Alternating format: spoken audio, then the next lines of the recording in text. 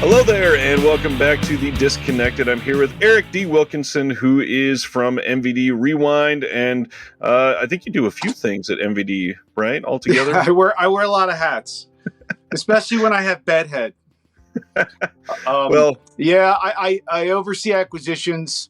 In addition to, obviously, I oversee and manage the Rewind collection, but given my experience in the home entertainment industry, I do a lot of. I have some involvement in sales and a lot of different areas here in the company, but mainly I oversee acquisitions and I spend a lot of time working on the Rewind collection and the Marquee collection titles, things like that.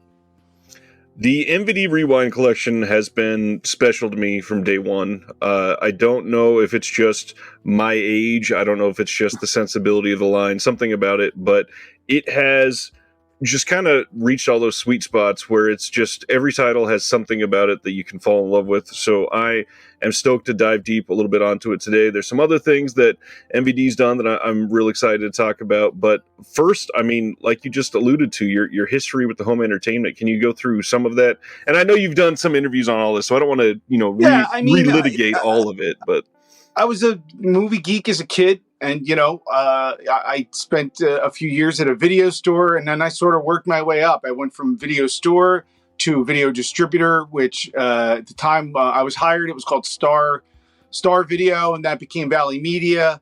And then I went from there to, I spent a little time at an independent in New York called Arrow Video, but not the same Arrow right. Entertainment, not the same as Arrow Video. It was called Arrow Entertainment.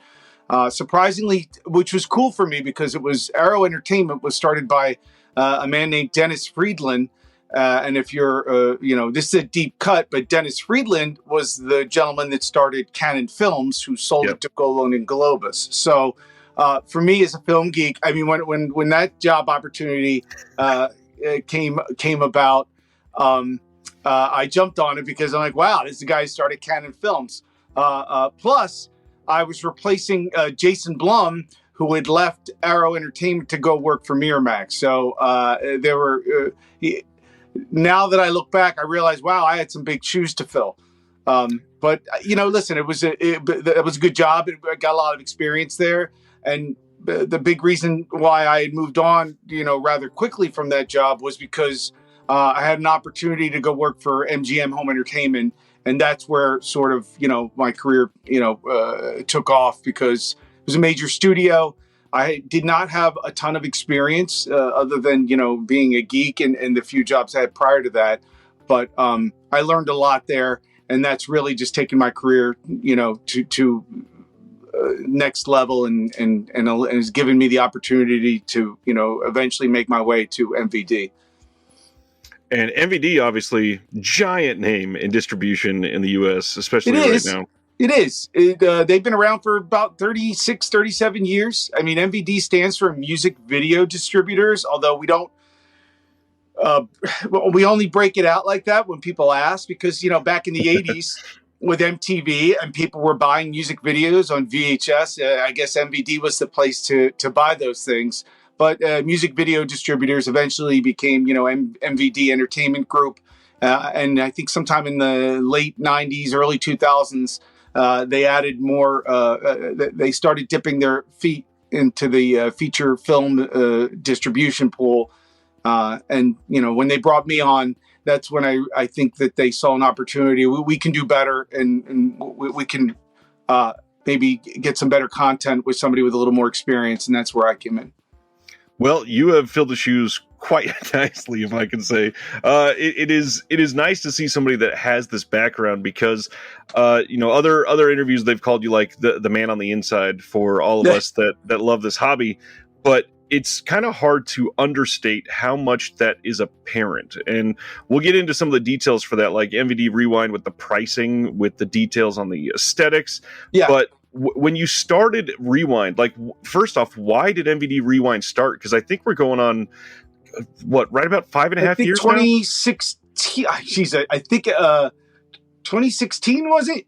Late 2016, I think, was DOA and Attack of the Killer Tomatoes. And then, so we're we're going on 6-7 years. So what's your question? Yeah. Why did it start? Yeah, how did it start? What was the idea behind it? It started as like, they let a rooster in the hen house. I mean, like once I got the job. This was my first, I guess, when I worked at Kino Lorber, I did acquisitions amongst other things. But once this job was the first full-time, acquisitions where that was the main part of my job. Right. And then once I got here, I think it probably started, I had a history with the owners of the movie Coming At You, which was just a cult movie favorite of mine, the 3D film. And we picked that up and we put that out in 2015. And that was a movie that I was going to do a Kino, but when I came here, I brought it here. And the other one was our first release of Forbidden Zone. And I'm looking at these films and I realized, I wanted to build a brand for MVD because that's why those two titles probably aren't in the Rewind collection, because they came out, they predated the Rewind collection. But I took a look at those and I said, you know what? Let's build a brand for these kinds of movies. And then I said, let's build a second brand, because not movies like Rain Man, I don't want to, I didn't want to retro up a movie like, Rain Man. So like a movie like Double Impact, great for Rewind. Rain Man was an Academy Award winning, even though it's 80s and it's older, it's an Academy Award winning Best Picture. It's got a little gravitas. I didn't want to joke it up like I would, a cultier film. You know what I mean? So I that's what started it. It was those two titles that sort of inspired me, and then I went to my bosses and said, "Look, I want to build a brand here." And I think that the first reaction was, well, nobody knows at the time. They don't know MVD as a brand. We're a distributor, but we're not. We're not a brand that consumers necessarily are aware of, other than they'll see the name on the back of a disc they may have bought. And I set out to change that. And now, I mean, MVD Rewind is 50 spines deep, and we're about to get 51. Yeah, 50 spines deep. Swamp Thing is number 50. Yes. So, and we're about to get number 51. That is really damn impressive. I mean, first of all, in that short amount of time for a newer line, I think a lot of people would underestimate how difficult it is to get established like that, especially when MVD didn't, like you said, they didn't have this massive. No, they didn't have a following. Criterions or something. Exactly. I mean, as a collector, consumers have to trust the brand and make sure that if they're going to put money and buy your content, that it better be quality, because collecting is an expensive proposition. And we're certainly, we're not as prolific as Kino Lorber. You'll notice when we make announcements, there'll be like 1, 2, or 3, and then it sort of quiets down for a little while. Like I get them done, I announce a bunch of them, and then I go. I wish I was more active, I guess, on the Rewind social media page, but I have to get back to work and work on the next batch of titles. So I just closed 2 this morning that I'm really excited about. One of them is a little newer that I'm not sure. It's a cool horror movie, but it's like from the early 2000s, and it doesn't quite feel retro enough for Rewind, and I don't try to force titles into Rewind. There's two, there is Abominable, which is from the mid 2000s, but if you've seen this movie, you know that everything about it is retro. It fits, yeah. I love the packaging, shot on film, the cast, just everything screamed 80s. And the Go-Go Boys, yeah, there it is. And the Go-Go Boys was another one that was a newer film, but it just belonged in Rewind because of the subject matter and what it was about. This horror film I picked up, though, I'm going to take another look at it. It might be a marquee title, but I still might go all out and try to really make a nice edition of it. And then we have this other title I think it's from the late 70s that no one's expecting coming from us, that I'm really, really excited. Very nice. So, I mean, the whole, how it fits into this line really seems like it lies within Eric through most of this on how you feel about things. I mean, your name, I'm going to talk about this one a little bit, but your name is literally on the collection. Yeah. I didn't know if we could use the Errol's logo or not. Right. Blockbuster owned Errol's, and somebody owns Blockbuster. It might be a dead trademark at this point, but my brother, who designs the packaging, sometimes sometimes we put little Easter eggs in like there. I'm like I said to him when we were making that one, when we're sort of doing an Errol's video box, which very few people know what the hell Errol's video is at this point. I'm trying to educate them. Right. That was like my first go-to chain video store. So we decided, we'll put my name on that. You'll see if you look at some of the stickers and look around on those packages once in a while, you'll see little hints and things like that. Well, and some of them, like the one that I really want to highlight the packaging on, this is one of the most impressive for me. Like, what are you doing with the packaging on this? Because it's such a unique idea. I wanted it to look like. Sorry. No, you're good. I have a tape right here. I wanted it to look like a plastic case. So you have, the edge and everything. I wanted it to look like it was in a plastic case. And the other thing, which I think is funny, especially if somebody's trying to resell that on eBay and they say, well, it's mint condition, brand new. And to a lesser informed person, they're going to look at one of these beat up covers and say, what do you mean that's in mint? Like, if you look at it in the thumbnail, I'm almost trolling a little bit, but if you look at it in the thumbnail, you say in mint condition, you're like, because the level of detail that we try to get in, and the credit completely goes to my brother David. I mean, this is one of my favorites. I think he captured the essence. You can't see it on the video of a clear plastic case, even on the spine. It's just so much fun, and the cut on the paper is uneven. Like, this is how things looked in video stores back then. And I want to do a little trolling for somebody that's trying to buy that on eBay. And is less informed. I mean, I love that. I love that package. I love it. It just looks like a plastic case. With Final Justice, I feel like I remember you saying that there is almost the fact that none of these are going to be alike, right? That there's all kinds of different shades. Well, yes. Like, if you look at, and not to, like, I buy a lot of Mill Creek stuff. They have their retro line slip covers, but every one of them looks the same for the exception of the artwork. No two slip covers have the same identical damage or wear and tear. They always have different stickers. I'm ashamed to admit I've been buying a lot of VHS again. It started when I would be out at a thrift store or a flea market and there was a sticker on it that I wanted to scan. I'm like, oh, that'll be good for the rewind package. And then I said, I think I started enjoying buying VHS again. So I've been buying up a lot of VHS. The more beat up and the more stickers, the better.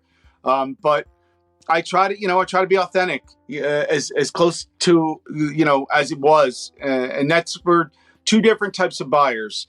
You have somebody who's my age, who enjoys the nostalgia and seeing it like that again. And you have somebody who's younger, who didn't live through that era, but loves it and wants to get an idea of what that feels like.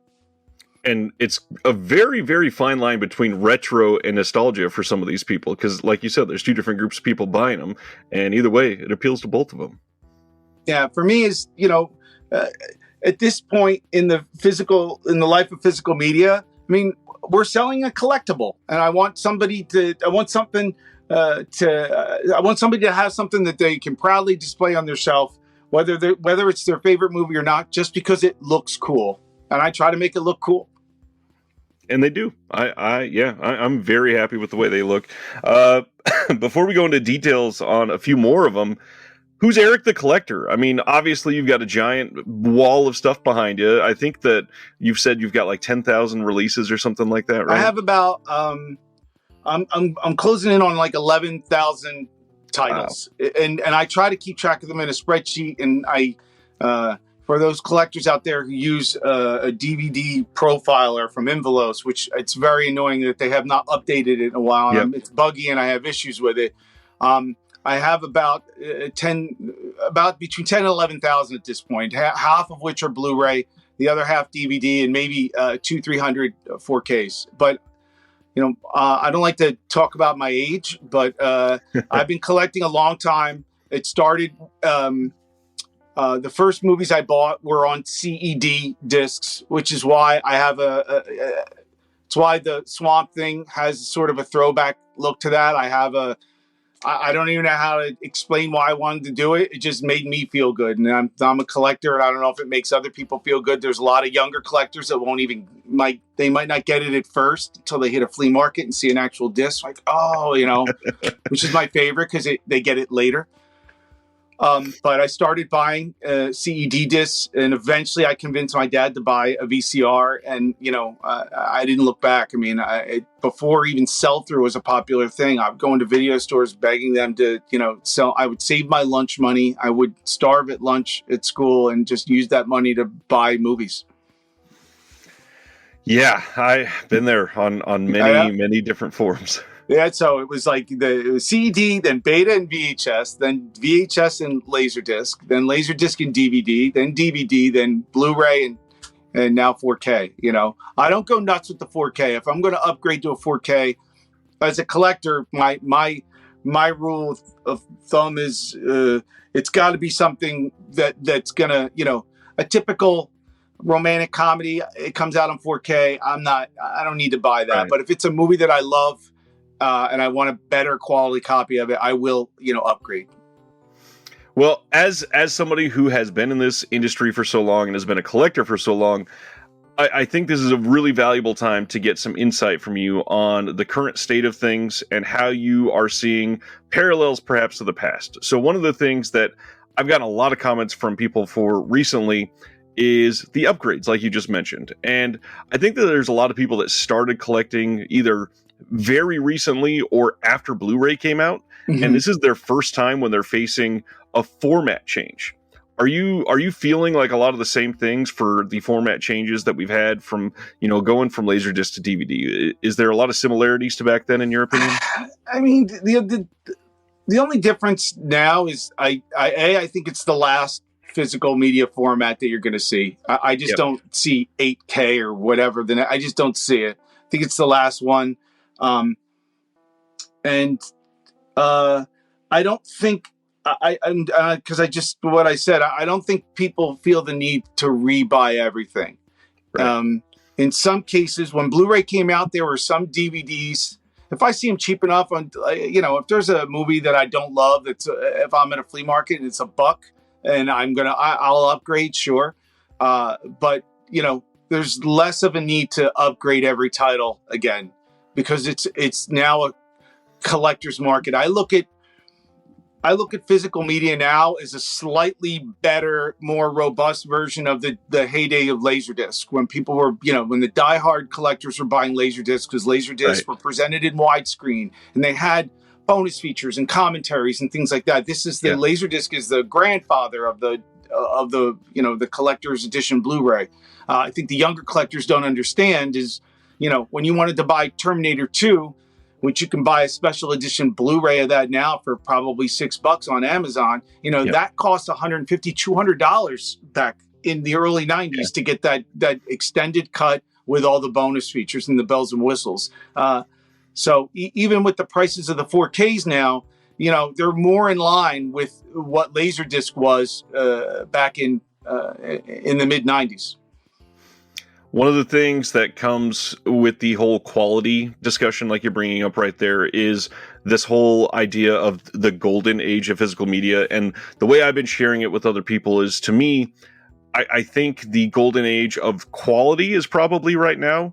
But I think we're still a little bit behind that access level. I mean, early 2000s, we were seeing 150 million copies of some things getting sold. And limited edition Wizard of Oz was numbered 150,000. And how do you feel about the whole golden age idea? What do you mean? Like that it's the end of the... No, like some people are saying that this is the best time for physical media. And it's the best time for collectors for physical media, not so much for the studios. I mean, when you talk about boutique labels like a Kino Lorber, and you have somebody who loves movies like Frank Tarzi, who oversees that, you're in good hands. I think you can take a look at, say, and I'm not criticizing, like the Warner Archive collection. I love that they're putting a lot of classic films out in that archive collection, but whoever's running that I don't believe they have a passion for the presentation and the format and the media the way the boutique labels do. I've had some issues with Warner Archive too. I think they do great with their restorations, but I feel like they've been a little pigeonholed into like the 40s and 50s too. They could do so much more. They could do, they could do they could be doing so much more, and it's a shame that they're not. At the end of the day, for a collector, sometimes you're just grateful that you're getting that title on a Blu-ray that had never been released before, and for that, I'm appreciative. Would I like some of those releases to be better? Sure. But at least now, and I'm pretty sure they're no longer, when earlier days of Warner Archive, they were MOD discs, which, as a collector, I will not buy unless I absolutely, I bought Angus on Warner Archive DVD. It's not on Blu-ray. And it was an MOD disc. I mean, I love that movie. Wanted it on, in the correct aspect ratio and on widescreen. You have no choice but to buy those. But 99% of the time, if it's an MOD disc, I won't buy it. But at least they've upgraded to actual press discs, which is good. And maybe, at some point, somebody will step in and say, hey, we need to do better. I think I like that Paramount with their Paramount Present series seems to be making an effort. I love, and almost mad that I didn't think of it, I love their slipcovers that open up to see the poster. I think that's great. Love them. This is a perfect segue. I'm curious what you think is next for the studios, because obviously Paramount Presents, they do fairly well with these, but my biggest thing that I'm pointing out lately, studios like especially Warner in the UK, they're delivering full-on collector's editions, hardbox, 4K releases of titles, but we're not getting them in the US. And it seems like they kind of want to compete with the boutiques, but only with like their toe in the water. I mean, I don't know. When it comes to the studios, I think the attitude is if it's not making, if it's only making this much, we don't need to, even though we're making money, even though it's profitable, it's just not worth the time and effort. So, I think what's next is, I would hope that as studios eventually eliminate their own proprietary dedication or manpower to physical media, I would hope that they do more licensing to boutique labels who will happily take on the work and do the release. And with like Paramount, we're finally seeing some of that. I mean, somebody over there is doing a decent job. They have a lot of titles in that catalog I think they could be working on, but it's like you don't want to make any sudden movements and scare them away. You know what I mean? Like, let's just let them keep, releasing, and hopefully every once in a while they'll get one that I really want. I basically had the exact same feeling because Kino's announced, I think, 4 or 5 Lionsgate titles, and everybody's like, this is amazing. I'm like, hold on, stay quiet. We don't want to scare them away. Buy the title. I've been begging Lionsgate for Kickboxer. I mean, short of Kickboxer and Replicant, which I think is a slept-on Van Damme movie that I absolutely love. Yeah. And, I mean, you've got some Van Damme in the Rewind collection. I know. Fit perfect.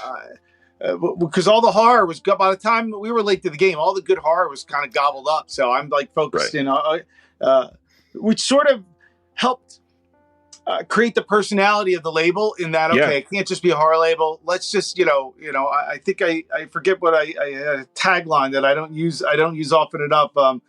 Classics and more from the video store, something like that,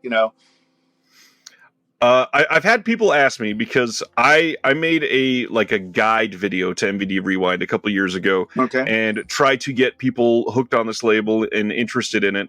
And one of the things that people started to complain about, I'm a big defender of, and I know that you are as well. So I want to talk about the reissues on MVD Rewind. This is probably the first one that got people a little antsy when they saw this come out after it was released from Vinegar Syndrome. I personally hate limited edition titles. I am all about accessibility to titles. So MVD Rewind has re-released, I don't know, 7 or 8 titles. It's not even like a huge number. It's my 2 reasons. One, I agree with you 100%. There's no I get that Vinegar Syndrome sort of one and done's it, but if the title's available and I think there's plenty of life left in it, of course I'm going to pick it up. Am I going to try to do something different? I will make an effort to do something different, whether that be the packaging. With this one, I got a slightly different or sort of bonus features. I know people don't want to buy them again, and you don't have to if you don't want to. It's not hurting my feelings. But and the other reason is I need to keep feeding the beast, so to speak.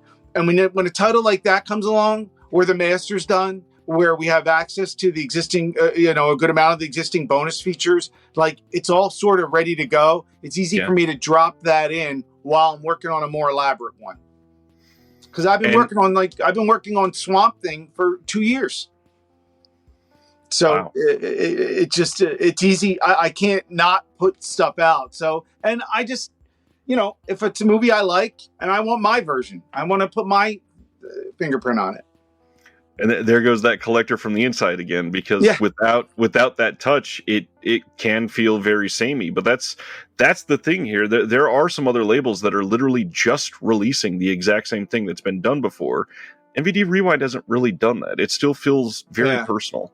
I mean, doing this job is it's like I collect for a hobby and it's a passion of mine, and I literally get to collect. I said this to somebody else recently. I literally get to collect for a living. In that it's like going, getting to pick titles to put out is like me going into a video store to pick titles to buy in my collection, And I always say that the other collectors can rest assured that I'm speaking for them. I'm not trying to say that I speak for them, but you can rest assured that I have your best interest at heart, because I want what they want. I think one of the ways that is most apparent is through pricing. And that's one of the things I really kind of wanted to hit, because MVD Rewind, you don't feel like a budget label. It's not like Mill Creek $8 release day on Amazon or anything like that. But it's not something that takes advantage of you. It's something that you can see. Miami Blues, it's going to be worth a $20 title on release day. But I don't price gouge in that. Right. If I spend more, I have to set the price accordingly to the budget that we spend. So a Swamp Thing's going to cost a little more, because we just, we spent a lot on Swamp Thing. And Rain Man's another one. We spent a lot on Rain Man. However, if you look at the pricing on, I think the suggested retail price on the Go-Go Boys is $19.95. I could be wrong. We spent money on the acquisition in advance to acquire it, but there were no bonus features to be made for that. I mean, the movie itself technically is a bonus feature, because it's you know what I mean? But so a Vampire's Kiss or a Miami Blues, these are titles are going to have, or Nemesis 2, 3, and 4 is a good example. These are titles that are going to have lower SRPs, because those have a few bonus features. If I spend less, I promise you will pay less. I don't look at an opportunity on a title like the Go-Go Boys and give it a $40 SRP just because the other ones are $40. I will not do that, because I know you're on a budget, and if I can make it less, I will make it less. Like Red Line, which is in the Marquee collection, that's $20 suggested retail price. I cannot recommend that movie enough, by the way. I don't know if you've seen it, but I have seen Red Line, and it's one that I have recommended. It is script. If I may bring it up, I wish I have a copy upstairs. Script wise, it's not great, and I don't want to diss the screenwriter. It's just not great. But the cinematography in that film, and I forget the name of the cinematographer. He just passed away. He's an Academy Award-winning cinematographer. The guy that did Jaws and Cuckoo's Nest did the cinematography, and you know how you watch a Fast and Furious movie and all the stunts are fake because there's so much CGI? This movie, they used the CGI to complement what they shot for real, not have the action be made up of CGI. There are stunts and car crashes and things that they do in this movie. I had not really seen the movie until I picked it up, and I'm like, this is great. This is really good. And it's bad good. The lead actress does her best job that she can do, but she's one of the things I love about the movie, and you need to see it to, you'll see what I mean. If for those who haven't seen Red Line, it comes out. It might come out this week or next week, but it's cheap. Pick it up. That's why I made that $20. I'm like, I want people to see the movie. Well, and it's, again, that's the SRP is $20. Most places will have retail, it. Yeah, it's probably going to be $13.99 or something. Yeah. And honestly, it pairs really well with Action USA that I was holding up earlier. It does. It does, because Action USA, same thing. Those are real stunts. There's no CGI in that thing. The difference is Action USA obviously was shot on a budget, and you can tell that.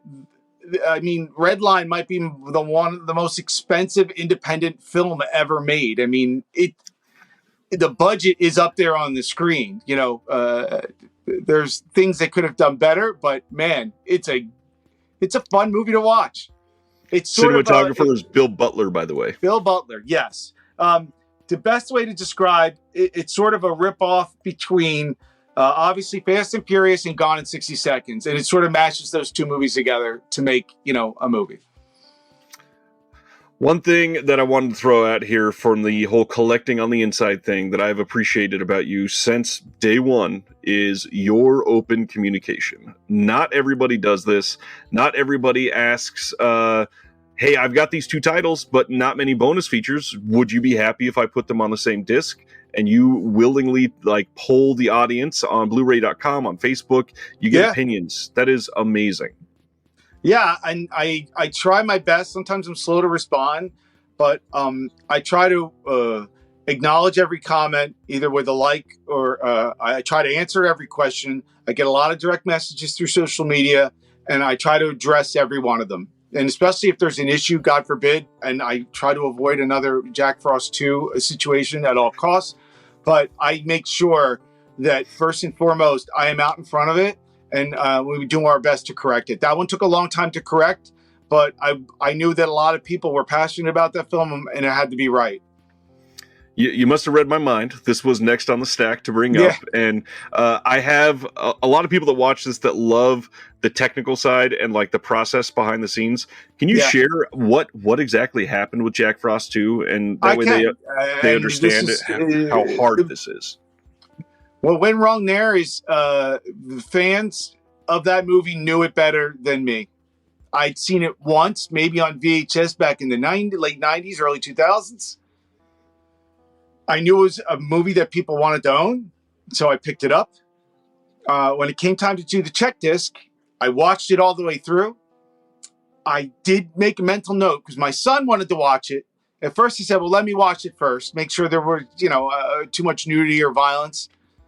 And this is where I kicked myself in the ass and where I screwed up. I watched it. I gave it a passing grade because it played nicely all the way through and all the features worked and everything. And I said to my son, he's like, so Dad, can we watch that? I said, yeah. I said, I was surprised there wasn't as much gore or nudity in that movie that I thought there would be. I thought I remembered it being there, but maybe I'm wrong. So it turns out that there was a version of the movie made that edited those things out. Normally, when it's a movie that I'm not super familiar with, at the very least, there's a minute off on the running time, or there's something that says, hey, you want to check that out? So in the case of this film, not only were the scenes omitted, but insert shot, the running time I don't think changed, which screwed me up, it just screwed me up. And I approved it. I didn't realize that and I'm admitting, I didn't know the movie well enough to know that there were those shots missing. And I discovered on Christmas Eve the hard way that I had screwed up. But even on Christmas Eve that night in 2021, I was up until 2-3 in the morning, and like you said, answering every question. I didn't wait till after the holiday to post or respond. I posted immediately because I know a lot of people bought that title. A lot of people were disappointed, and I wanted to make sure that they were being heard and the issue was going to be addressed. So all of the technical side for replacing that, when you have to make that decision, was it even a question for you that you were going to replace it? Or not a question at all. Okay. I mean, not a question at all. I was just hoping we were able to get the right materials to replace it. But I was saying online on Christmas Eve, this will be fixed, this will be fixed. And then come Monday morning after the holiday, I'm like reaching out to our licensor. I'm like, please tell me you actually have the proper master for this. So yes, is the answer to your question. Is everybody? Does it feel like you lost many people due to that? No, if anything, it feels like you gain their trust in your brand because you immediately address the issue. So I don't. I mean, listen, I'm not going to sit here and tell you that our stuff quality-wise is better than like Arrow or Criterion. It's not. I mean, we're not budget, but I'd rather. I'm not going to try to compete with Arrow because, like, if you see their Shawscope box set or their I'm trying to think of some of those elaborate packaging, like even like True Romance. I mean, it would take. I don't have enough people here to manage a project the way they do it, but at the very least, when people buy our stuff, they can rest assured that either A, they're going to get something, of decent quality in regards to content and the quality of the master and the bonus features and things like that. But even more so, God forbid, if there's a mistake, and there are going to be more in the future, I can't catch everything. If there's a mistake, it will be, I will go do everything everything that I can to fix it. And that's exactly what I was thinking, because it feels like the response to that was overwhelmingly positive, which some of these other labels, it is a very, very negative thing when they find some sort of mistake. Yeah, the one thing that just made me feel good, and it was late that night, and the collectors can be a fickle bunch. I don't want to go as far as say there's a percentage of them are toxic, but right. There were a couple nasty comments, and I responded to everybody right away. And unlike who I love, and I give a shout out to Walt and Bill Olson, may they rest in peace. Those guys clapped back, and I loved reading the threads when those guys would start tearing into the customers if they said something they didn't like. I try not. I think I took that approach once, and I apologize, and I can't take that approach. But that night, there were a few people here. There were a few people posting things that weren't nice, and the collectors that love and support the label, they sort of defended me. It just made me feel good. I didn't have to clap back. They did it for me, and I was really appreciative of it. I tell people to be nice, don't be rude to anybody, but still, it's nice to know that there's a fans and collectors for the Rewind collection that have my back. Right. And it's on top of all that, I kept trying to remind people, this is a very easy mistake to make. When you haven't, I mean, the film itself had not been very accessible. And if Eric hadn't seen it since, 1997 or whatever, how is he supposed to memorize the film? Yeah. And I was rushed. The other thing is I was rushing to get it out by Christmas because I think we even moved the street date, which doesn't help. It wasn't like I could spend more time with the disc. It was a rush. It was really, I wanted to get it out by Christmas. And Jack Frost 1 and Jack Frost 2 came from two different licensors. So to get the schedules balanced out with those, it was a lot of there were a lot of balls in the air to juggle for that one. Makes perfect sense. I'm so sorry that happened. I feel bad. I do. I feel bad. Well, and you can tell, and that's the difference. Some of these other labels, the response is, the disc works, right? You'll be fine. Yeah, and the other, the pleasant surprise that came out of it is it turns out there were two aesthetically looking different versions of the unrated cut. One had a filmic look at 24 frames, and I think there's a video-ish look one that was shot on video, or I don't know if that film was shot. That was one of the early films that was shot in HD, and I didn't know that there were two different versions up to that point. When they sent over a master and it looked different, now I'm paying attention. So when they sent over one master and it looked different, I'm like, well, where's this one? Oh, we have that too. I'm like, send them both. And what I did was I reached out to the director and I asked him, because I had two identical versions of the same movie, except one was at 36 frames, the other one was 24. I think that's what was the difference. And I reached out to the director and I asked him directly, which is your preferred version? And that, I believe, is whatever, I don't remember what his answer was, but whatever his preferred version is the version when you hit play. But in the bonus features or in the setup, you can access either version. And that's exactly how it should be. I am so glad that you've done that. So collectors got something that they didn't get, they got something that they wouldn't have gotten had that mistake hadn't, if that didn't happen. Right. That's great. Let's look to the past one or two more times. Are there, let's say, three more films from the Rewind collection that maybe are overlooked more than the others that you think people should really check out? I gotta remember, out of 50 titles, went to Coney Island on a mission from God. Yep. Be back by 5 is one.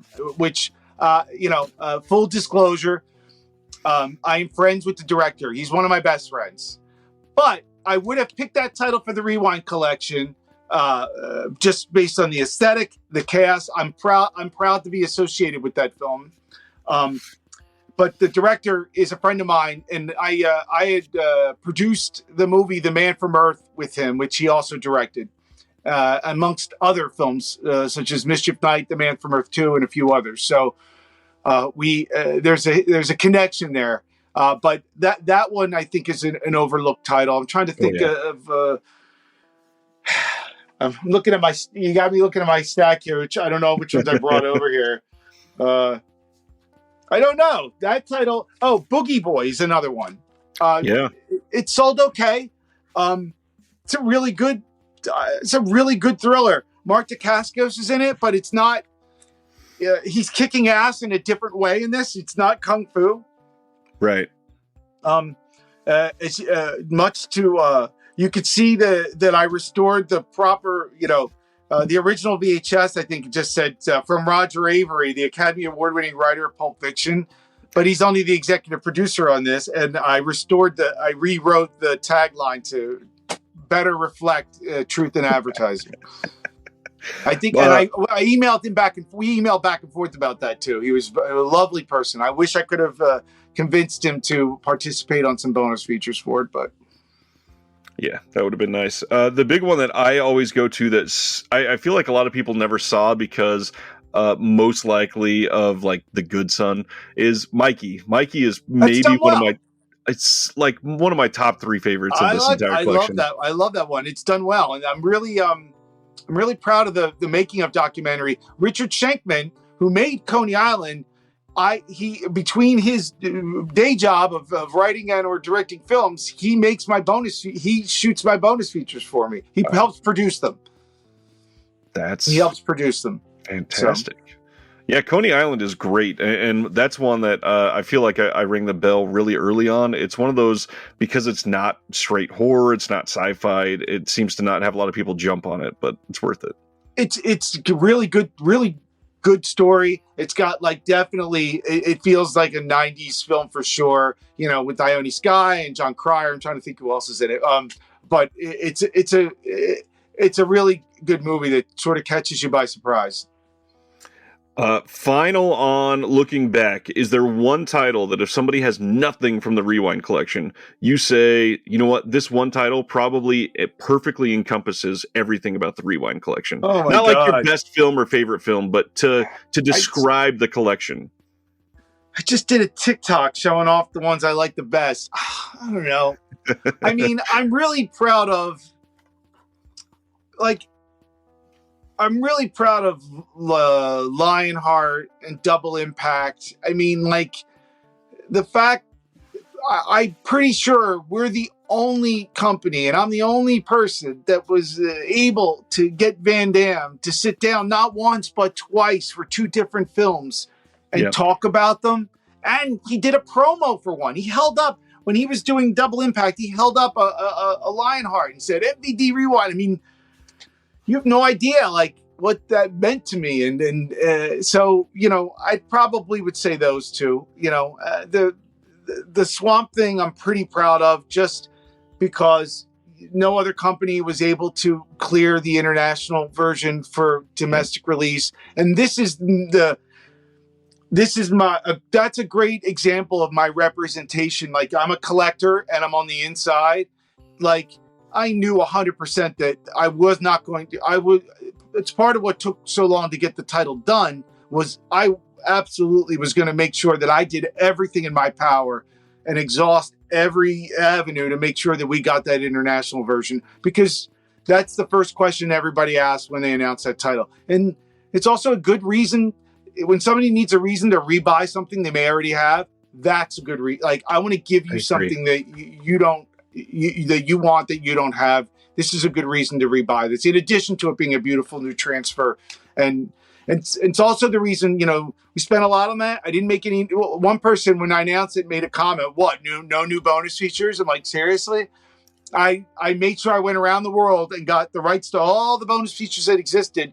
There was nothing new I could have made or added to that wouldn't have been redundant, in my humble opinion. Right. So let's look at this. This is the actual physical release of this, and I know it's great, right? It is gorgeous. First I'm off, bragging. It's great. I feel, I know there were I didn't want a number. So wait, Something's what, 51? Because I think 50 is Killzone. Yes. So I wasn't going to have two 51s in the Rewind collection. I felt that 4K needed. I knew people were going to complain because this wasn't a price gouge thing either. We have the Swamp Thing with the Blu-ray, obviously it's the regular kind of Rewind release. The 4K has also got the same Blu-ray, but it also has the movie on 4K on the inside, a different poster. I know that's going to bother some people because they're going to feel compelled with the FOMO of having to buy two, and they look a little different. But I think 4K needs its own line. I can't have, Lionheart, which I'd love to work on this year at some point, be number, whatever, 14 in the collection, and then be number 57 in the collection again. It's just not going to happen. Plus, they're two different formats. So the LaserVision collection, as I'm calling it, it's still Rewind. It's just, those are our high def. And I see where you're coming from, 4K high def. With format rights, there's certain things that you will be able to do on one and not on the other. So it would be completely all over the place if you were keeping it on the same line. Yeah. I just feel bad. I feel bad that I know, and some of the, I read the comments and I hear you, you know what I mean? I totally hear what they're saying, but the 4Ks have to have their own line. One of the comments suggested maybe, reversible artwork with the on the inside of the 4Ks, which is probably a good idea. That has the slip covers will always have the CED look, but maybe the reversible artwork on the inside have it look like the Blu-ray counterpart, but with the 4K logos on the spine and whatnot. And I think maybe going forward, that's what I'm going to do. That way, if you just buy the 4K, you have the inside artwork of the 4K. The inside of it has the typical Rewind artwork. Nice. That's a good move. Well, that's just an idea, but I'm trying to, I'm going to figure that out in future titles. So you mentioned earlier the nostalgia of this design. Yeah. Can you share what this is for people that don't know anything about it? And hold on. Let me see. I might have a sample of one down here. Oh, nice. Oh, okay. That is an RCA CED disc. This was a home video format from 1981 to 1984. This is unopened demo disc that came with this player. Wow. I haven't opened it. I want to open this and play it because I just restored and fixed the player. But I feel bad about it. This is factory sealed. Like, this is like the collector in me. Like, I'm torn. Do I open this and play it? Right. I mean, put in the comments. Let me know what you think. Or maybe I'll make a TikTok. I'll pop it in. We'll see what it is. It's CED was a home video format that sort of competed with Laserdisc at the time. Laserdisc was a little more expensive. They're basically vinyl records on the inside with really tight grooves, and you pop this thing into the player. You pull this thing out, the case, like, you put the case on the floor, place the movie, you flip it over halfway through the movie. The nice part about it as a collector back in the early 80s was VHS tapes and beta tapes had $80, $100 suggested retail prices back then, but you could buy it on CED discs for $20 to $25. So for a collector, it was a really great value. But the players had needle cartridges that were expensive. They wore out, I don't want to say quickly, but you'd have to replace them. And they were, again, they were expensive replacement. Sometimes if the disc wasn't stored properly, if you stacked too many up, it would warp or bend them. So it wasn't a real durable format, and it wasn't as practical, I guess you could say, as Laserdisc. But the picture quality was decent, better than VHS, not quite as good as Laserdisc. And it was an inexpensive way to build a collection. And I think that's one of the things people don't realize when they're looking back on I hate to use the term format wars, but like the evolution that we've had over the last 40 years, some of these like laser discs, they were like $140 on release for some of them. Not all. Well, the collector's edition. So when you were talking about, say, Aliens, or the Pioneer made this beautiful Platoon that looked like a scrapbook, and I have all these. I'm building a retro media room, which I'll have to, next time we do this, we can record in there.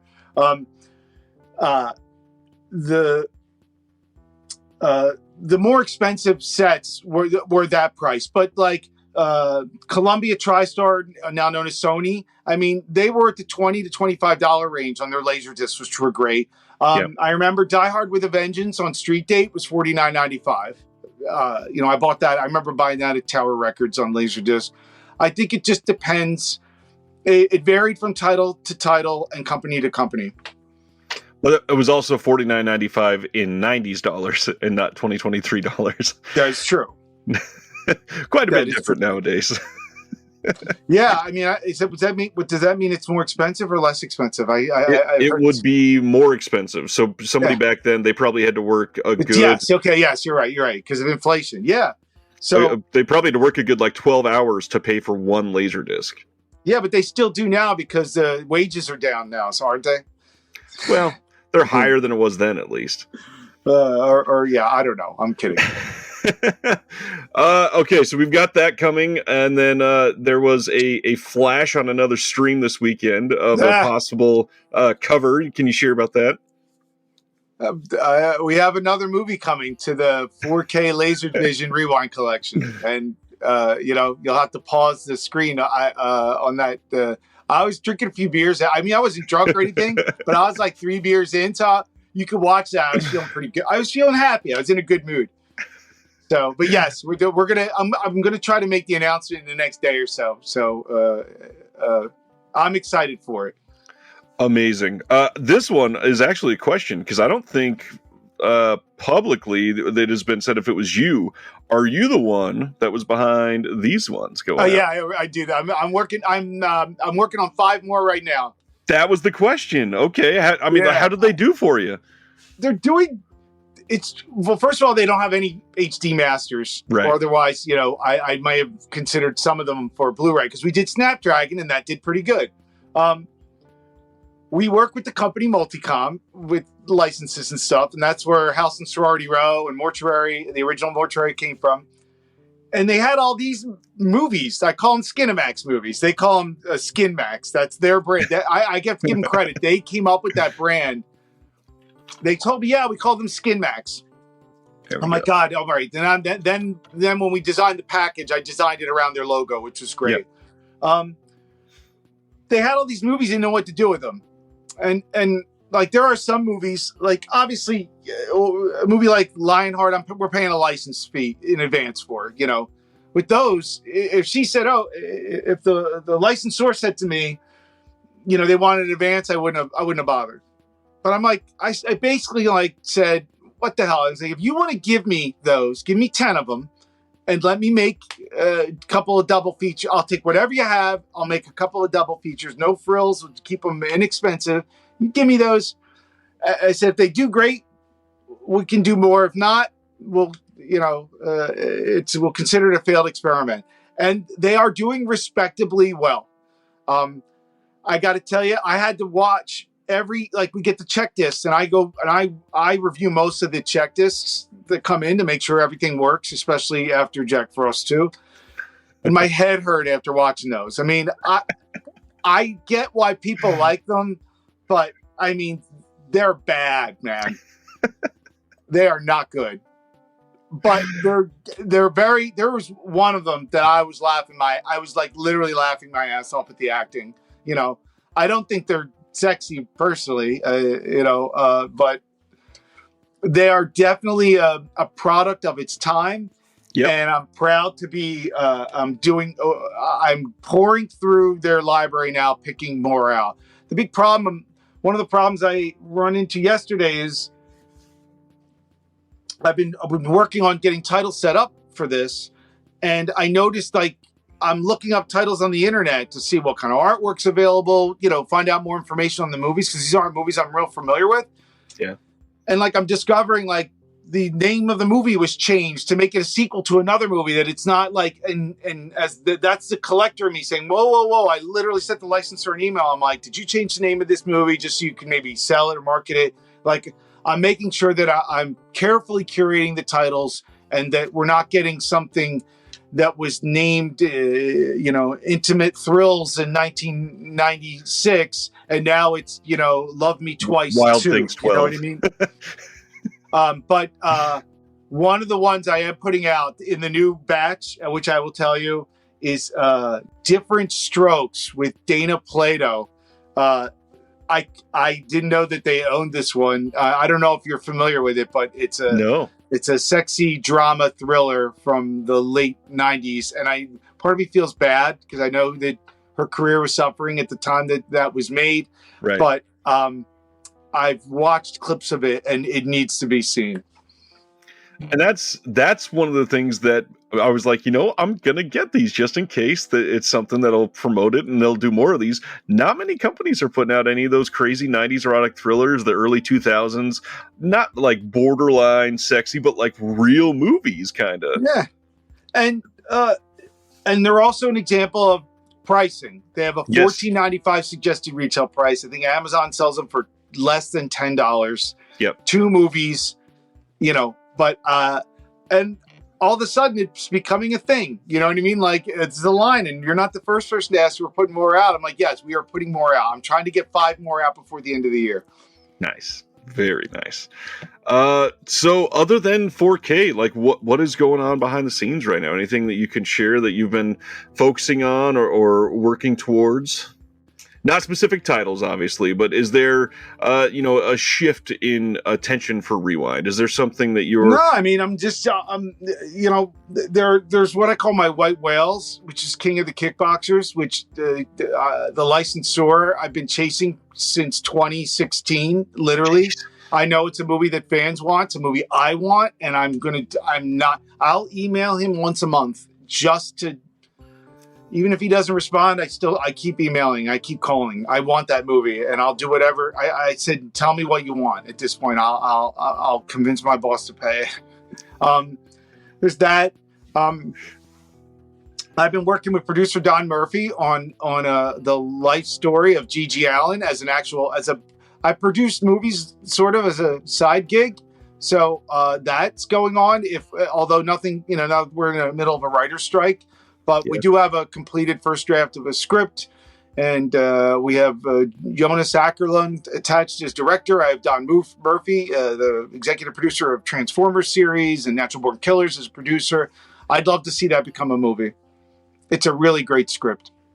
What's funny is I've got a bunch of patrons that are a part of the channel that I asked if they had questions for Eric, and I had one that was really obvious that they really wanted an answer, and it was, are we ever going to see a Blu-ray release of Hated? I don't know if we have HD material for that. However, we picked up, it's a really good question. We picked up, it was a movie that I worked on when I was at Kino called Who is Harry Nilsson and Why is Everybody Talking About Him? Yep. This was a movie that was shot mostly on video, and it had a lot of archival footage on video that wasn't really meant for HD. But I looked at the master, that the standard def master, and I don't normally do up-reses. And we up-res that. It says right on the package, big box in the back of the package. Like I would never try to pass off an up-res as like, you know what I mean? And I'm going to I'd love to look at Hated. I'll check with the licensor and see if HT material, excuse me, I'm sorry, see if HD materials exist. If not, I'll see the possibility of maybe up-resing that. And if it looks good enough, I think like Blu-ray.com gave the Harry Nilsson doc 3.5 or 3.5 out of 5 stars in terms of video quality. And I was like, thank you. I was grateful because it's an up-res, but right. I love that doc. The Nilsson doc, I think it's worth the upgrade. I mean, it definitely looks better than the DVD. Well, and there's probably a lot of stuff that you could throw on a Blu-ray with Hated, with all kinds of extra features. And if I remember right, isn't MVD like the sole holder of rights around the GGL and stuff? Well, we distribute the content. Right. Not so easy to take content from different licensors and put them all on one disc. Of course. So when it comes down to paying the royalty, that's where it becomes a challenge. Yeah, dividing that pie is never easy. It's not easy, but if the same content comes from the same licensor, it's a little easier. Like it's easy to make a Black Eagle Lionheart double feature because the check gets written to the same person. But I couldn't put Lionheart on the same disc as Double Impact. Yeah, that would be a little different licensors. Yeah. MVD Marquee. We don't seem to be getting quite as many as there were for a little bit of time. Is there anything crazy coming out soon? Depends on the title. I mean, if it's worthy, it's Marquee worthy, it goes in the Marquee. Yeah. Doesn't get surprised no one follows that or that I look on the social media, not a lot to talk about it. I put up a TikTok on Rewind, it gets 6,000 views. I put up a TikTok, an identical TikTok, because I did the Rewind one of my favorite slipcovers or my favorite titles or whatever. Six or so thousand views so far. I'm like, all right, I'm on to something here. Let me do it again with Rewind or with Marquee. And it's got like less than 1,000. I'm like, come on, people. I love a lot of good Marquee titles. releases. There's some good titles in there. There are some good titles in there. And again, it's fairly priced. It's one of those labels that you can really expand horizons to stuff that you've never seen, because a lot of them, it's not the same genre, and you can do it fairly cheaply. I mean, if you're not anybody that hasn't, it's a movie that I actually really enjoyed. James Franco in Zeroville. Yeah. That movie was. I tried to get it when it first came out. They wanted too much money. They did some kind of deal where they sold it to Redbox, had it, but then it didn't get like a regular physical media release. And then I was able to get the title. I mean, not a perfect film, but man, it's got Franco and Seth Rogen and Will Ferrell. I mean, it's a good retro movie about making movies. It's a little bit esoteric in places, but man, Jackie Weaver. I mean, it's a really good movie. That's another one that I would highly recommend that you should, if you're collecting movies. And I priced it, I think, at $20. That's a movie you should have in your collection. Well, and the other thing, the MVD sales that happen are always amazing. Yeah, I try, but once a year we try to do a big one around Thanksgiving and Black Friday. We did a stream last year. We went through a lot of them live while we were looking at it, and you can get a reasonable cart full of like 12 titles and really great titles, and walk out for way less than even just a few titles at any other. Listen, if a slipcover is we do slipcovers on the first pressing. If they're gone, it's a little easier for me to do that. And the other thing is I know that there are people that if I mark something down at Black Friday, I want to make sure. I know that there are people that bought that on street date and probably they didn't pay full retail, but they paid more for it. And I don't want somebody that paid full price for something to feel like they got ripped off come Black Friday, where somebody's buying that same movie for $9.99. So there's that. The other factor is inventory. If we have a lot of, I think, like they were my first round of marquee titles. I think we had Barbershop 2, Memories of Me, which is a movie I love that Henry Winkler directed. Those did not sell well, and I think I had them at $3.99 on Blu-ray during. You know what I mean? I made dirt. If we have a lot of inventory, it doesn't. You know, I have to move that inventory. Exactly, and that, I mean, those blowout prices, the way that they're done, that's the best way to get rid of stuff. I mean, people's more likely to buy it than honestly. There are, as a collector, there are movies that like Criterion's Thelma and Louise. I have to have that right away. I'm not going to wait for. It's probably not going to be in the Criterion sale anyway, but I'm not waiting for that to go on sale. I'm buying that now. And then there are other movies that like a Memories of Me.